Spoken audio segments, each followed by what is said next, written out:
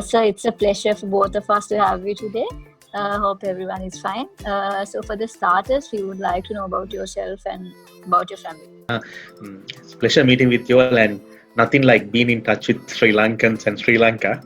Of course, I represent Brown's group of Sri Lanka and LOLC, and basically I'm from a plantation background. I was the general manager of Mathurata Plantations, and then I became the CEO of Mathurata Plantations, and I have been handling crops like tea, rubber, coconut, cardamom. In fact, I was instrumental in forming up the world's largest cinnamon plantation that was under Mathurata Plantations. And I came to Sierra Leone, that's in 2018, the last part, considering the potential of this particular project where I am right now. And I started my career from the plantation sector. And I hail from Gol, Badegam, the southern part of Sri Lanka. Of course, my parents are living in Badegama, Gol. I have 5 siblings, all are employed now, and I'm doing well now.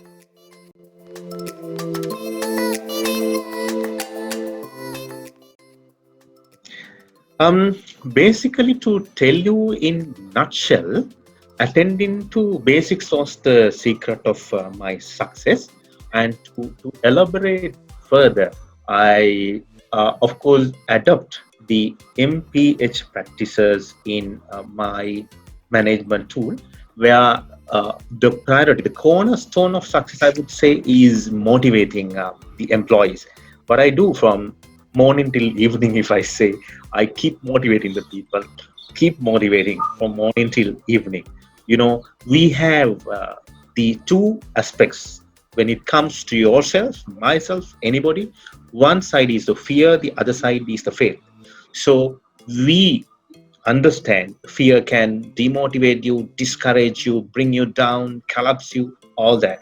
And then the faith have a capacity, an ability to build on your confidence, to encourage you, to pump you up in whatever you do, to give you that kind of enthusiasm, so that what wins depends your success. What wins will decide whether you're going to be success or not.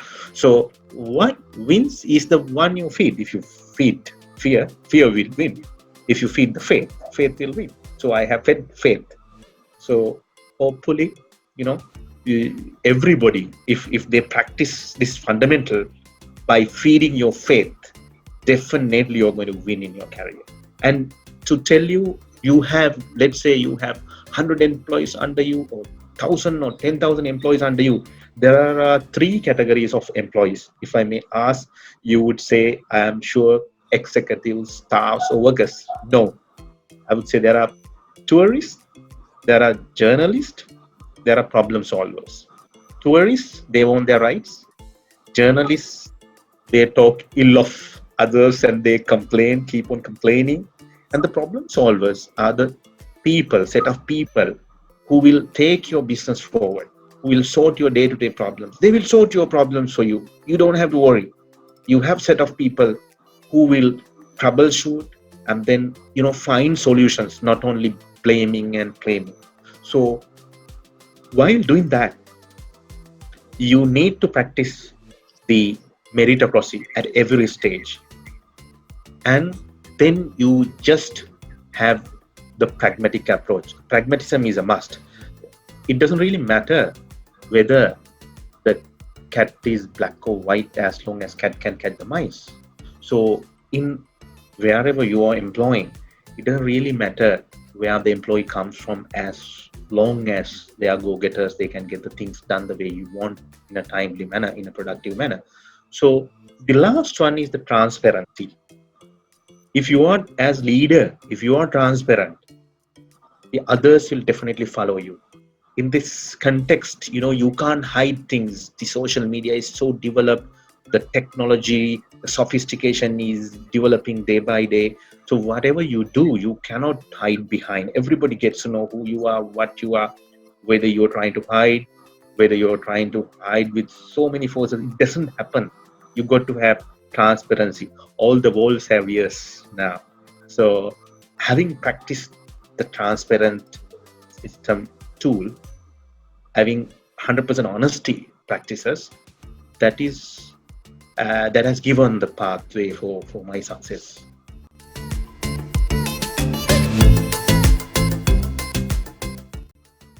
Well, there are many instances like that.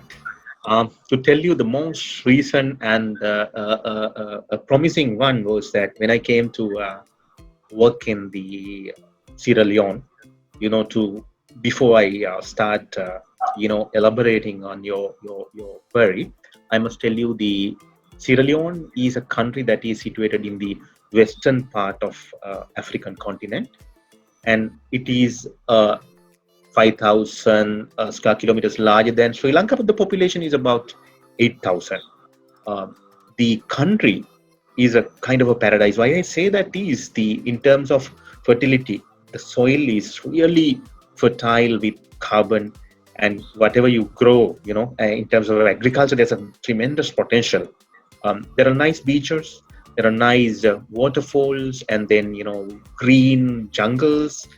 People are really great, and their productivity wise, they work very well for what we pay them, and hospitality wise, they are so generous. Even a amateur is basically admired. And when I came here, the project, it is supposed to be the the world's largest biomass power generation project, and this has around 53,000 hectares. Quite larger than the Singapore when you count the number of villages you cover, number of schools. We cover about 53 villages and about 30 schools within the project area. And this is $990 million worth project. But starting in 2010, they have spent up to the amount of 990 million, but the project was mothballed. The project was not operating, and it was downscale. One reason was the Ebola threat. You would have heard this region faced in 2013, compounded with what we basically produce is the bioethanol that is suitable for blending with the gasoline for adding of your vehicles and automobiles. So the market of ethanol also collapsed. Those are some of the reasons they were going ahead with single production, single market, single crop concept, which basically failed. And when this project was available for us to have a look at, there were about 20 or the other prospective investors came from around the world, but none of them were willing to take it up. Although the infrastructure was there, the value was there, we basically looked at that, and the potential was immense. We thought that, at this moment we can explore the potential. But, as I told you, although we don't feed the fear, to tell you there was kind of a fear when you came here, different continent, different people, different soil, totally collapsed project, not progressed, no profits made, it has only been bleeding. So there were some doubts, but with that confidence that I had, from 600 workers when we started to plant 5,300 hectares of sugarcane just in one single season, which is the largest extent ever planted across Africa in one single season. And we managed to give about 6,000 jobs. So when we award that much of number of jobs, the people were coming to us and they were basically pleased with what we did, and there were quite a lot of worshippings and quite a lot of admirations, uploads. So the families, some of the families, they have not been able to have their day-to-day meal because of the poverty, and when we gave these jobs and when we pay everybody beyond $100 at the end of the month, that made a serious impact. It was phenomenal, and the way the people responded, the way they took it up, it was remarkable. And in my journey, I would say that's a memorable point, that made real impact to the people, to the society, to the country.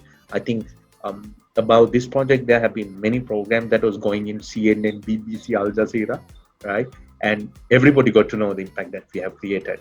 And that joy, it gave a kind of elated mind, and that joyness, I don't think even a, a $1 billion can give you. So that's unforgettable.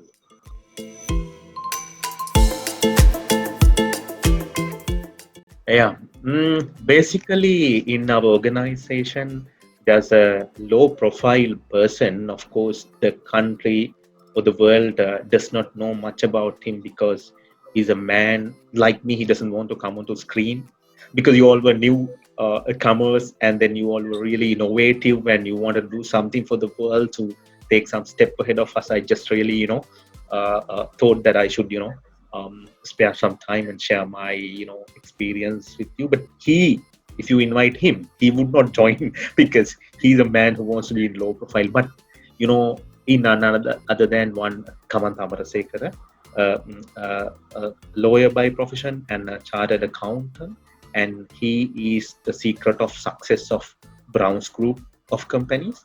And I would say he's basically the number one businessman in Maldives, and he handles his business around the world in about 12 odd countries.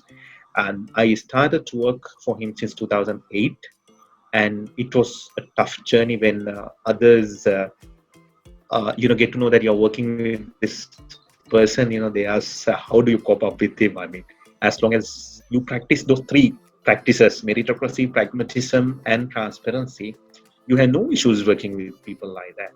And working with him was something like going to Stanford, Lumumba, and then Harvard at the same time. Every day, every minute that I spent with him, I learned a lot. So he is my role model. He was my role model. He's my role model, and he will be my role model.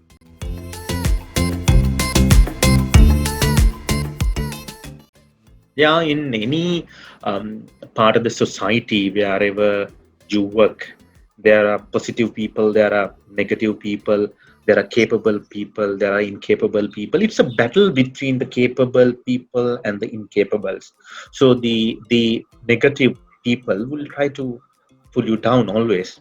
And as long as you keep the focus, definitely you will definitely go there. So I normally have my programs done well in advance.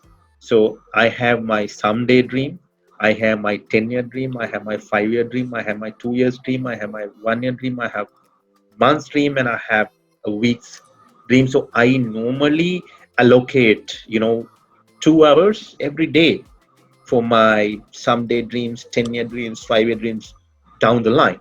So no matter what the others trying to disrupt, I know these disruptions, these negative energies are eternally there. Not only today, it have been there thousands years ago, you would have heard, and even it'll be there tomorrow and in time to come.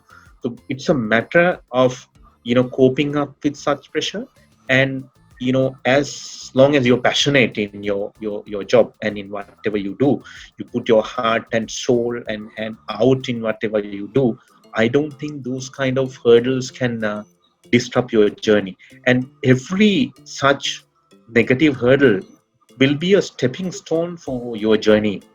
You learn something out of stepping. So I do not take some sort of in your journey you encounter hurdles and you might fail temporarily, but failure is a pillar of success. So we need to take it positively, and whatever that happens, you have to take it positively.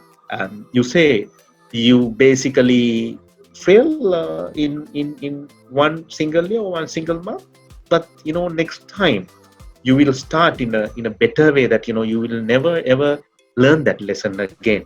So there have been a lot of hurdles and disruptions, those kind of negative energies. But to tell you, we should not care about it, and we should move forward, focusing your 10-year plan, 5-year dream, and 1-year dream, etc.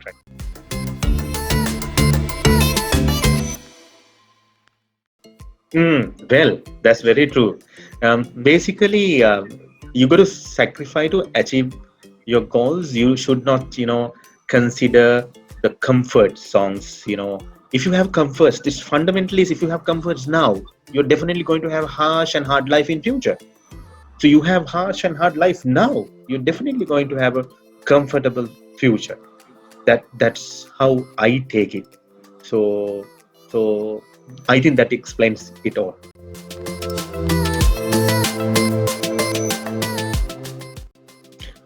Oh yeah.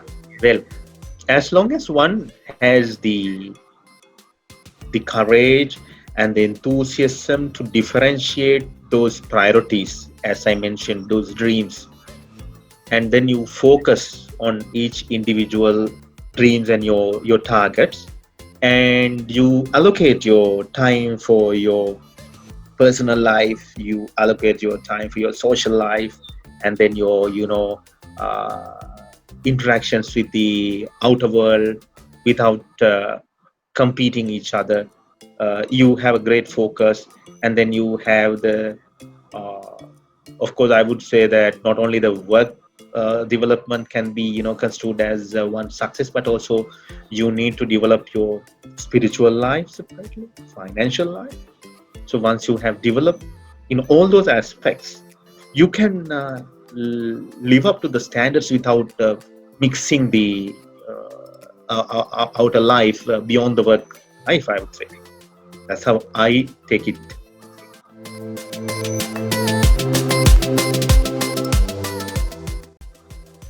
Yeah, well, that's a good question. Actually, if you engage your subordinates, if you engage your employees only, you can get what you want done. So in management, we have the structure. So we just cascade your basic the requirements, the instructions, and the guidance to the grassroots level. And as we basically practice the transparency, uh, people get to know what your thinking pattern, what is your inner character, and what your intentions are. As long as they know that your intentions are pure, you are going to give them a better future, and you're going to increase their incomes. um, then they start supporting you. I have always told them that the person who is walking today should be going in a bicycle tomorrow. Person who goes in a bicycle tomorrow should go in a motorbike day after, and then the person who goes in a motorbike should go in a car on the next day. The person who goes in a car should go in a jeep on the following day. That's how we need to empower them, and they get to know our intentions. Ultimately, you cannot hide it. No sooner they know our intentions are good, that we are not only here to make profits, but also to empower them, to encourage them to uplift their life.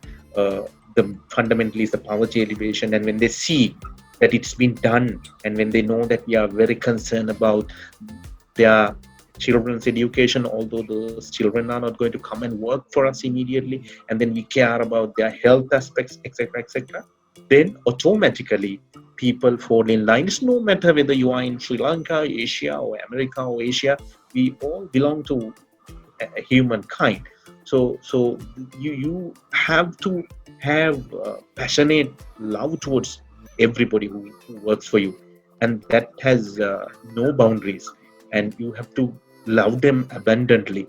So then they in turn they give their fullest in return, and that'll basically get your structure to have a seamless flow without any disruptions, and then that will definitely maintain the peace in the organization, and also that will bring to the next level of where you want to go.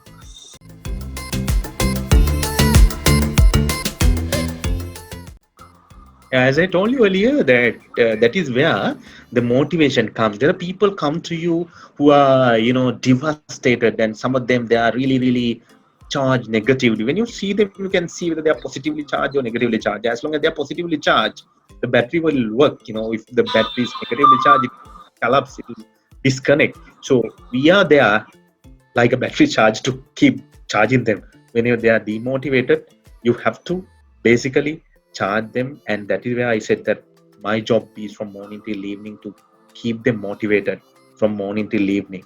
So that is how basically I normally, handle this kind of people. But of course, there are people, as I told you initially, segment of people, how much you try to motivate, how much you try to encourage them, how much you try to empower them. They don't want to positively take it to themselves. They don't want to conceive it. The reason is that they are basically, we would say that, they are terrorists in any organization. So you try to correct them, and I don't think that correcting them is a problem, as long as they are waves. You identify they are waves, and they identify who you are. For an example, I would say there were terrorist organizations who were able to brainwash some of the pregnant mothers to wrap a bomb and jump and massacre, kill thousands of people. So motivating a negative employee is not that difficult, I would say. So it is up to the management, rather than throwing out those negative people. It is the duty of the management to encourage them and then empower them and then identify their issues. They may be having personal problems, or they may be having anxieties. Everybody has so much of a problem. So it is your duty to work as a leader, to give them the necessity support. You will be a doctor at times. You have to identify their sickness, and then you got to give the medicines. Most of the time, the medicine needs the motivation.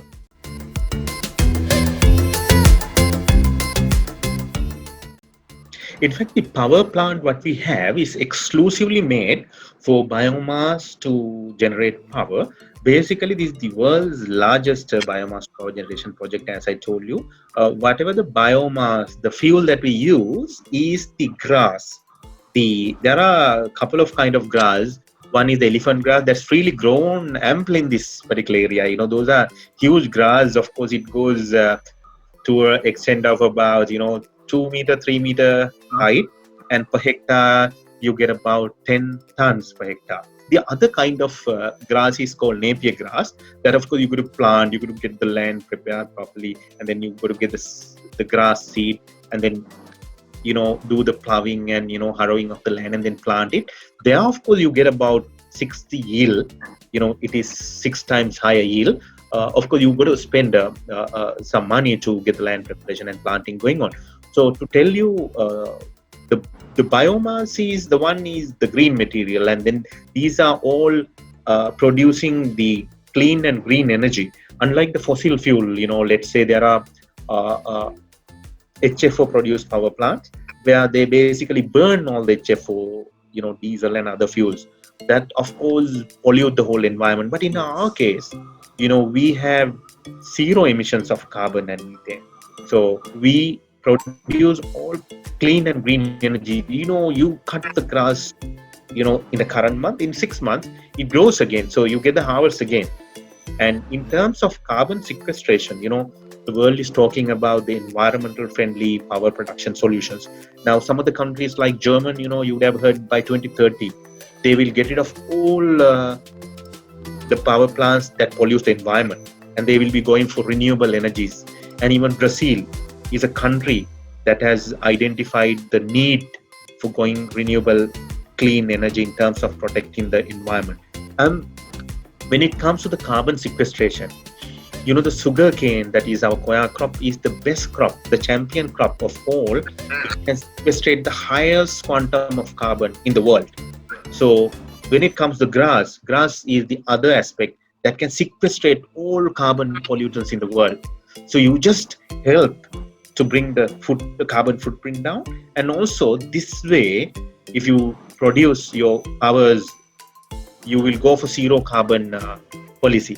I mean, the countries that are saying they are the developed nations, I don't think those are developed nations. Of course, if you say a country like Bhutan, that's a carbon negative country, you need to control your carbon emissions.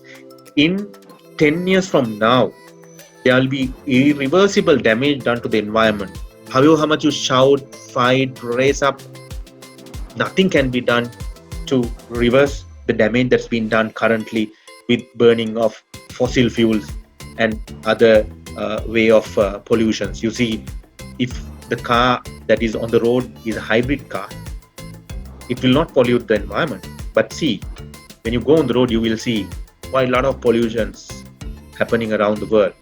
And industrial sector development, although you make billions, you are spoiling the whole environment, which will not be able to reverse. So the project that we do here is definitely helping up the environmental protection aspects immensely. So this is the difference of biomass and renewable, clean and green energy against the dirty fuel energy or dirty power that we call.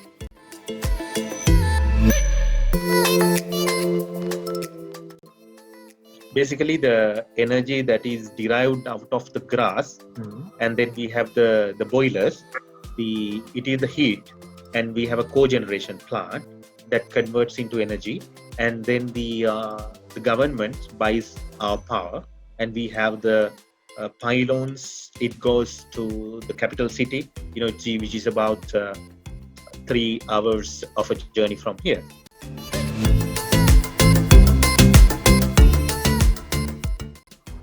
Yeah, well, to answer this question, the requirement of workers for harvesting and planting and haulage, all that for grass, for 1 ton of the biomass, you need about 8 workers.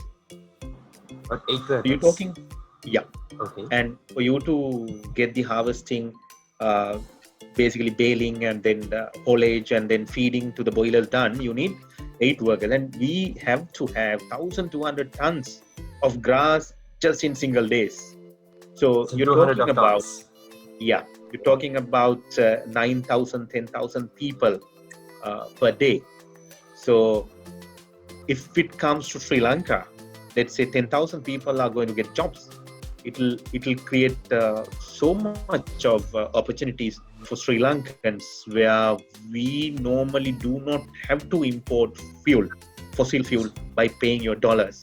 Let's say we export worth of about $30 million worth of power, meaning that you reserve, you support for the government, for the finance ministry to have a forex substitution of about $30 million a year. Whereas this $30 million is going back to the pockets of the poorest of the country, thus that adds into the GDP multiplier effect. That's how a country can develop in the long run, not by way of, buying, paying in dollars, the hard-earned dollars, to other countries while you're spoiling the nature, burning all fossil fuel and disrupting your future and your children's future.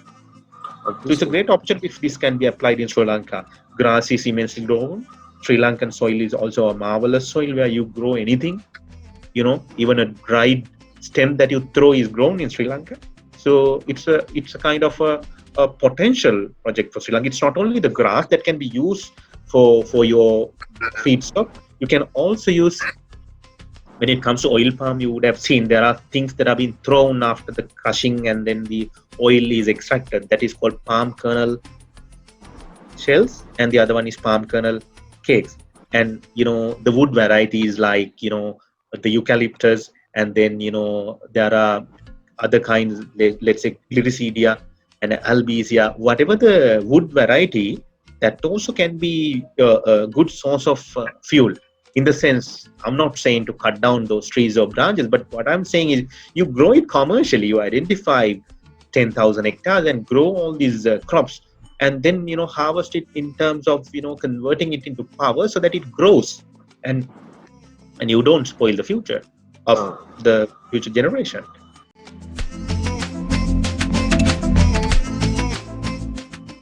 Yeah, just to add a point to your elaboration, when it comes to the generation of power, the solar power and hydropower is a great way, but hydropower is not static. I mean, that's the wet season power, and even in Sri Lanka, in the absence of hydropower during the dry season, we had to basically generate power up to about 57% out of the coal power.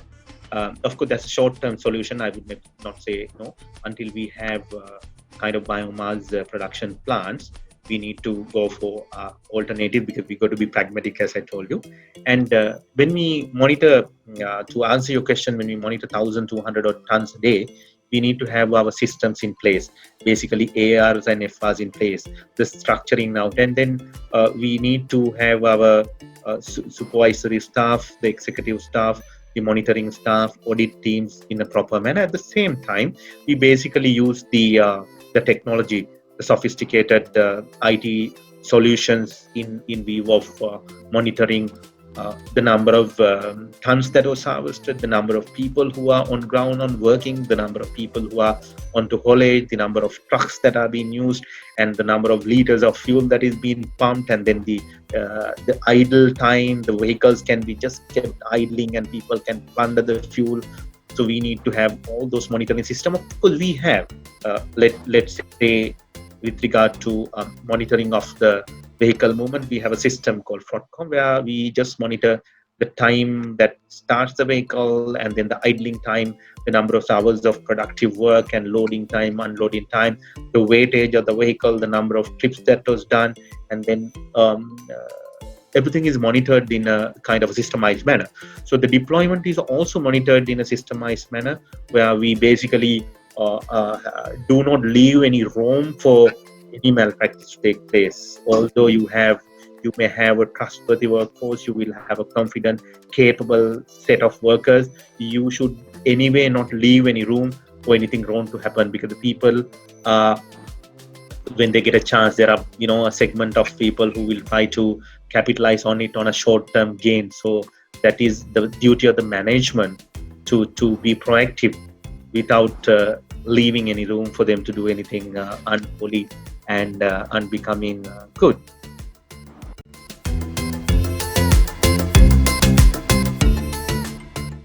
We were operating 24/7. Our harvesters, we have a set of harvesting people, those who are from the communities, as well as we have the mechanical harvesters. And then it's a kind of a 24/7 operation. You cannot, once the boilers are started, you cannot stop it. So, there are 3 shifts of people who work from morning till evening and then at night. So that was a non-stop operation. And per day, more than 3 million kilos of sugarcane is being harvested, and employing about 5,000 employees and about 400 number of vehicles.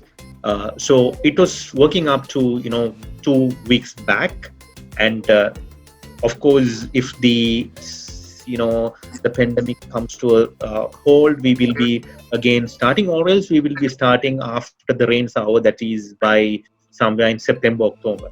So we are ready to restart. What was unable to be harvested is left on ground, the standing sugarcane that can be harvested later on.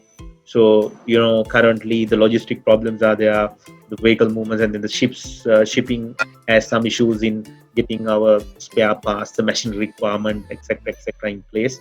And the processes are being, slowed down. It does not apply only to us, but it's a global scenario. We need to cope up with it. And we are also learning new ways and means of, handling a pandemic. Even if another pandemic comes, we will basically not have a negative impact to our organization. At the same time, we have basically identified that the kind of lockdown that is in place can basically lead to a kind of another pandemic. That's a famine pandemic. If the hunger pandemic comes, there'll be more deaths than that out of COVID-19. So we have unutilized lands. What we have allowed the communities, the farmers to farm, and we support them with our tractors and machineries. The program is called FDP, the Farmer Development Program.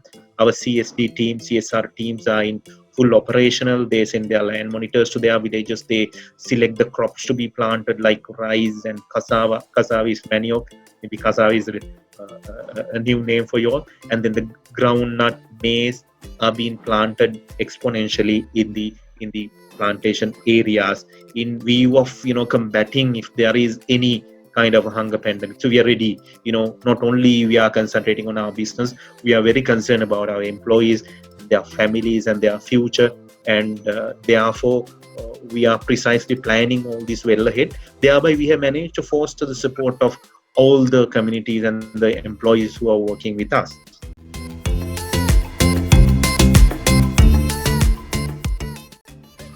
Okay. Before I ask that question, I have to touch base on one single area that was missed out. Apart Yes. from producing power, we have the capacity to produce 400,000 liters of fuel-grade ethanol a day. In this plant is the largest such plant in Africa.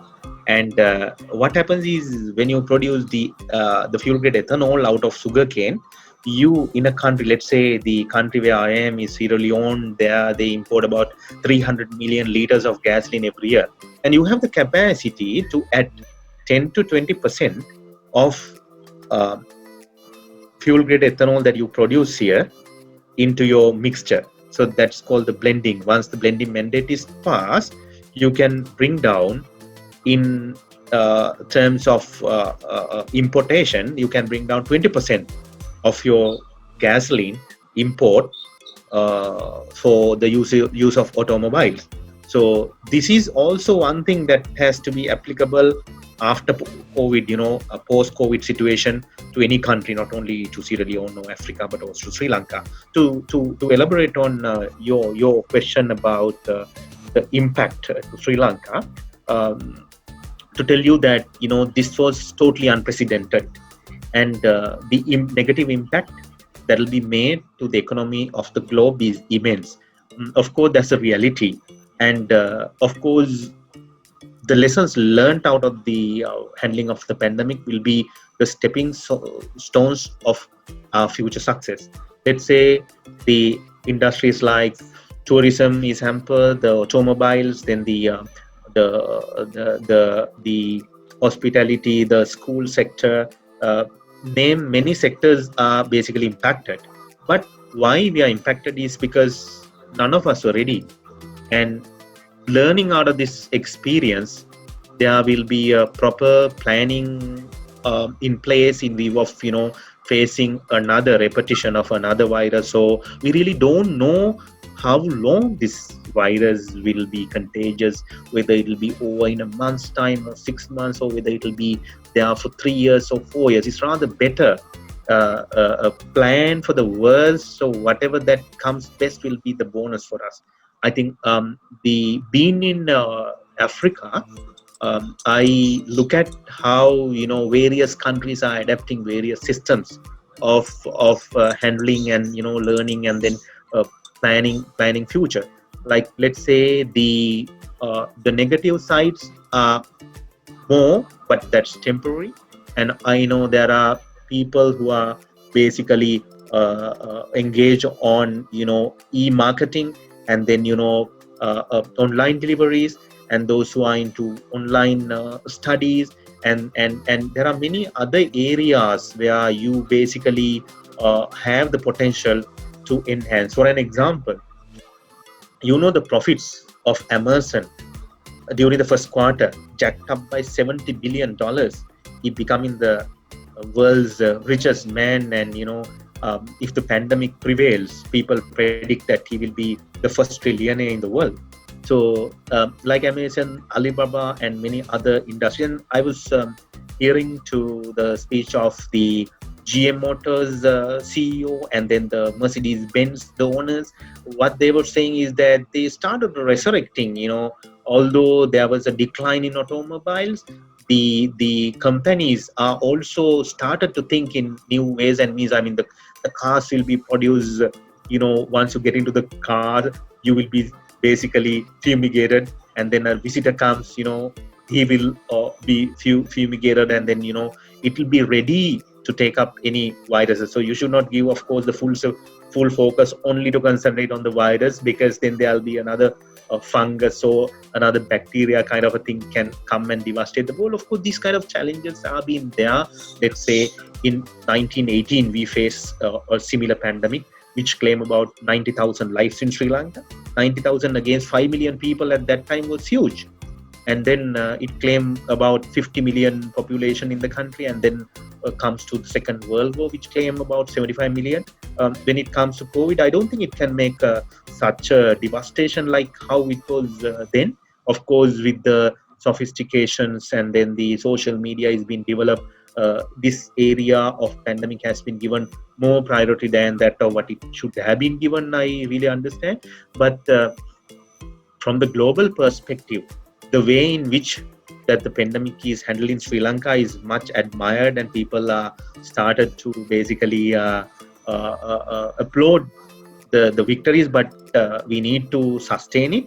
And with the raft actions being taken by the government, like when it comes to the import bill of $20 billion for Sri Lanka, you need to basically identify what are the composition and how best we can bring down this $20 billion import into $5 billion. And then basically in a global economy, you cannot live in isolation. And you can't basically consider, Sri Lanka can do business only within Sri Lanka. It can produce all the products within Sri Lanka and sell within Sri Lanka. No, that's out. We need to consider the global aspect. We are in a global village.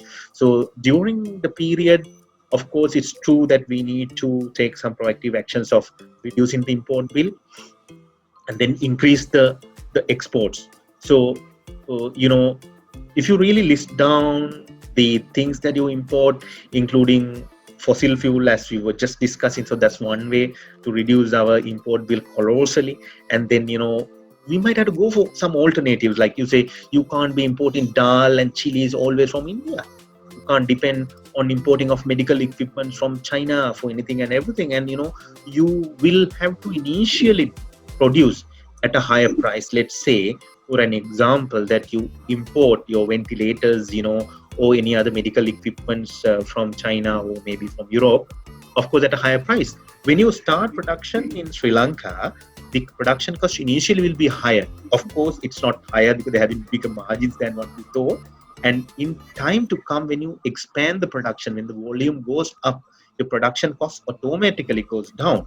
And see, the good things that we can see is that, they are having quite a lot of innovative entrepreneurs in the country, those who are, producing many other facilitations. Let's say, I saw the AI is going to be one of the prime facet to the economic development, the artificial intelligence. Now see, Sri Lankans are basically multi-talented in various aspects, and you see the AI is being utilized to support the medical staff currently. Not only for medical staff, but also it will come in to support the hotel sector. It will come to support there will be robots who will be lecturing, who will be doing your MBA lecture very soon, and you got to basically think the good things that happen. And taking the lessons learned out of this pandemic, I am sure that Sri Lanka on the right direction, where they are exploring some of the new implementation, but there are many more things to be done.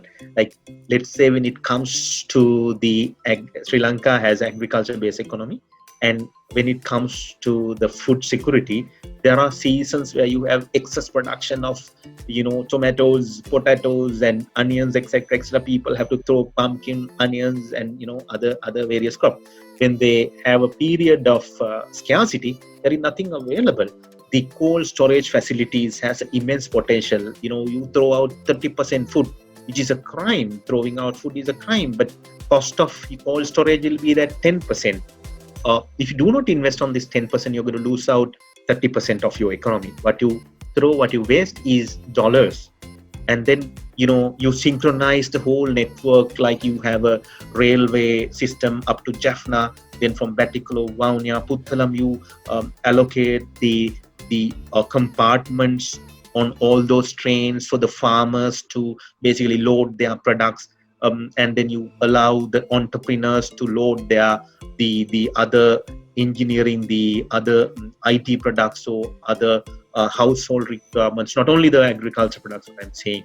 So we can derive a platform where the farmers meet the end buyers meet the farmers, so the end buyer pays directly to the farmer. That will be in one platform. So this particular platform will give the command for the farmer: don't grow tomatoes now. There's a excess in production. Wait 3 weeks, get the okay from that. In 3 weeks you grow, and by the time it is harvested, he meets a higher price rather than getting $1 price per kilo. By the time that it is harvested at the optimum level, he will get $2, and then the system decides that by the time when it comes to harvesting season, there's going to be 100 metric tons of chilies or potatoes in excess. You line up through your diplomatic service, you advertise in the other countries what are the countries who wants this excess production, and then you sell it, and then the end buyer in the offshore gets in touch with the farmer. So the farmer is enlightened as to what kind of basically end product that they envisage, whether they want chemicals to be applied, whether they want semi-organic product, whether they want a larger size, whether they want to basically add value, etc. So in terms of development, there are many areas that we can bring in, not only reducing import but also thinking of increasing the exports. And then developing the agriculture arena brings you quite a lot of other engineering aspects. Like you say, you have a farm where you get only a 1 metric ton of tomato per hectare. You develop your irrigation system during the period of drought period. You irrigate it, you fertigate it, it goes 3 times higher crop, so that the farmer's cost of production goes down, the income level goes up. There'll be a service provider who will give you a kind of a software facility where the farmer can monitor the available moisture on the ground, the requirement of the symptoms of the requirement of nutrient, and then it can order the fertilizer accordingly, and that the same software can monitor the whole thing, so that the IT experts, the employment sector in the IT sector also goes up, and then the other service sector like the transportation. And when it comes to Uber never disrupted the local taxi firms. It never disrupted any of the private vehicle owners. If you want to develop in your business, this is one thing that Sri Lankans have to totally change. They think that the other's success is a threat for them. It is not that. You've got to be happy when the other's success, because that will open you more and more job opportunities. That is where I brought in the Uber concept. So Uber started making basically billions of profit without even having a single vehicle fleet, and it gave more business to the taxis. So this concept can come into the transportation of, let's say, the bricks, the iron, and the garment sector, the agriculture sector. The Uber vehicle can be roaming around when they want to send their goods. You just log into the system, say that you have a lot of shoes, a load of shoes to be sent. The man in Jaffna says a lot of shoes has to go to Batikalo or Ampara or that's in Madara. So that can synchronize the whole process. So this has basically, in my opinion, opened up more opportunities, and basically there'll be better gains than that of what we are losing out of the pandemic. So if you think really outside the box, there are many opportunities out there. It's a matter of focusing, and then matter of exploring, and then systemizing and get things moving. Basically, what gives you the economic edge is your innovative mind. You just brainstorm and just go for innovative implementations that can bring in quite a lot of avenues. And let's say the tourism sector is suffered greatly. But I would say the tourism industry should align hand in hand with the airlines, and they must give some kind of promotional air ticketing, and then the tourism industry can keep their hotels ready for a period of 14 days compulsory quarantine, and then the hotel takes them around on sightseeing, and then at the time of arrival they will check for the Covid-19 pandemic, whether they are carrying the virus or not. After the travel also they do a test, and then you send them to their home countries. And this is a great opportunity when the whole world is closed. The Sri Lankan, all the hotels, I'm saying, all the hotels can be functional in a better way. It's a matter of keeping the tourists 14 days in your hotel, which is a great opportunity for you to, instead of, giving them a trip of 7 days, you give them a trip of 21 days, and that will bring more and more dollars. Sri Lanka being the cornerstone of economy can be the tourism.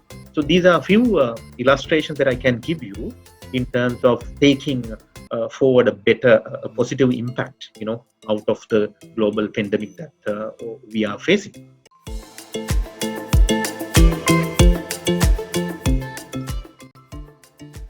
Right.